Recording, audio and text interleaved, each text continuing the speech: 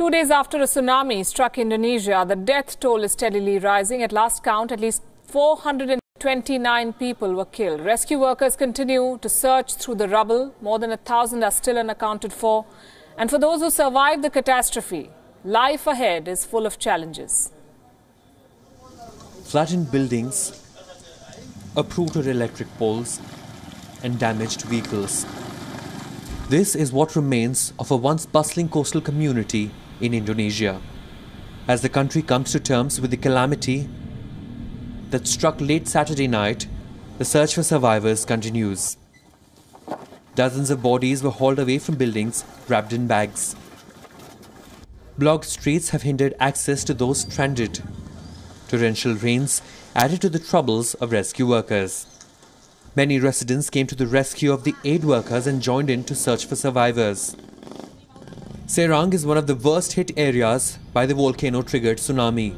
In the Karita region of Serang, the catastrophe destroyed many houses and forced many residents to evacuate. But several of them returned to join the relief work. And for those who survived the tsunami, challenges pile up. Access to shelter, healthcare and clean water is becoming difficult. And aid workers are warning that medical supplies are fast depleting.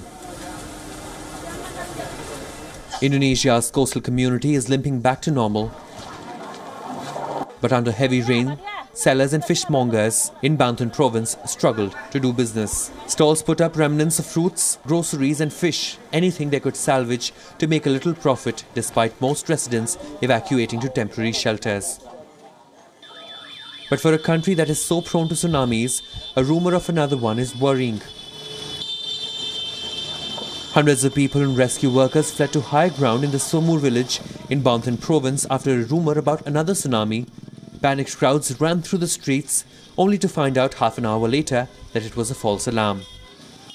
The worst is over, but rehabilitation and rebuilding poses a big challenge, and it could be months before these Indonesians go back to life as usual. Bureau Report, WION, World is One.